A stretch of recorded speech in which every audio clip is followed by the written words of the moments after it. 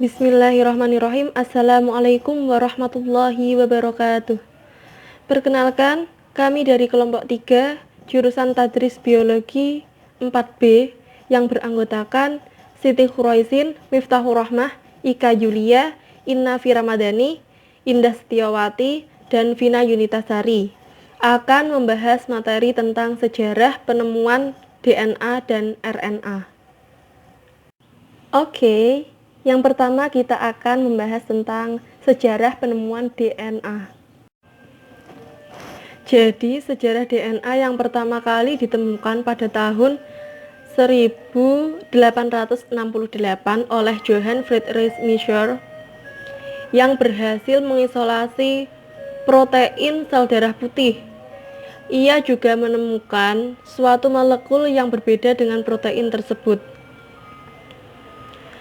Dan molekul yang berbeda itu dinamakan dengan nuklein karena dianggap berasal dari nukleus. Sehingga nuklein inilah adalah DNA. Selanjutnya yaitu sejarah penemuan DNA pada tahun 1885 sampai 1901 menurut Albert Kossel.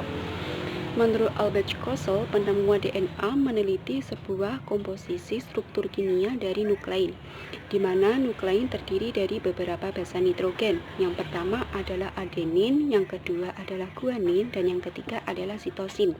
Atas temuannya ini, Albert Kossel dianugerahi Nobel pada tahun 1910. Sejarah temuan DNA selanjutnya yaitu pada tahun 1940-an menurut Avery Allsworth. Menurut Avery Allsworth, bersama Colin Mansfield dan McLean McCarthy menemukan molekul yang bisa ditransformasikan. Dalam sejarah temuan DNA, Avery Allsworth juga melakukan penelitian tentang bakteri non-patogen yang menjadi patogen setelah dicampurkan dengan materi patogen, yang pada akhirnya kejadian ini terdapat materi yang dapat ditransformasikan. Nah, selanjutnya tahun 1950 Erwin Chargaff menemukan jumlah basa nitrogen berada pada DNA. Nah, jumlahnya ini guanin sama dengan sitosin dan adenin sama dengan tinin. Nah, jumlah basa nitrogen ini bervariasi pada beberapa spesies. Pada penemuannya ini, Erwin Chargaff memberikan nama penemuan hukum Chargaff. Oke, yang pertama kita akan membahas tentang sejarah penemuan DNA.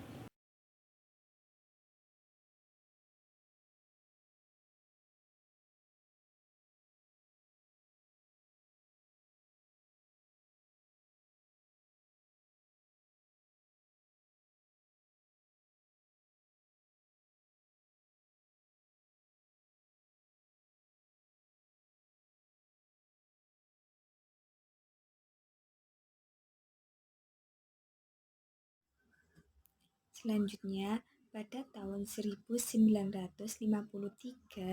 James Watson and Franz Crick mereka menemukan struktur rantai ganda DNA dan mereka dianugerahi Nobel pada tahun 1962 di bidang fisiologi dan kedokteran. Untuk materi selanjutnya, kita akan membahas mengenai sejarah penemuan RNA. Sejarah penemuan RNA. Pada mulanya, RNA dapat menyediakan cetakan tempat perakitan nukleotida DNA. Akan tetapi, DNA merupakan suatu tempat penyimpanan informasi genetik yang lebih stabil dari RNA. Dengan begitu, muncul molekul RNA memulai peran barunya sebagai perantara dalam translasi atau penerjemah kode genetik. Baik, selanjutnya, beberapa ahli biologi yang tertarik pada asal mula kehidupan menantang ide mengenai dunia RNA. Para ahli biologi tersebut mengemukakan bahwa untai RNA yang pendek sekalipun terlalu sulit untuk menjadi molekul pertama yang dapat bereplikasi sendiri. Setelah itu, pada tahun 1991, seorang ilmuwan biologi bernama Julius Rebeck beserta rekan-rekannya di Massachusetts Institute of Technology mensintesis suatu molekul organik sederhana yang bertindak sebagai suatu cetakan untuk menghasilkan sendiri salinannya. Terobosan ini memperkuat suatu hipotesis alternatif bahwa gen-gen asam nukleat telah didahului oleh sistem herediter yang lebih sederhana. Pada tahun 1961, keberadaan mRNA pertama kali ditemukan oleh Jacques M. dan Francois J. Kemudian ditemukan oleh Jacob Sidney Brenner dan Matthew Massason dan California Institute of Technology. Pada tahun 1965, Robert W. Haley dari Cornell University melaporkan struktur primer dan menyarankan 3 struktur sekunder. tRNA pertama kali dikristalisasi di Madison, Wisconsin oleh Robert M. Hooke dan akhirnya dikonfirmasi kristalografi sinar X pada tahun 1974.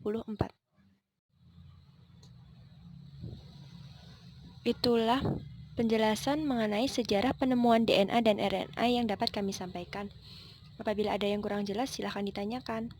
Dan apabila ada salah kata dari kelompok kami mohon maaf yang sebesar-besarnya. Wassalamualaikum warahmatullahi wabarakatuh.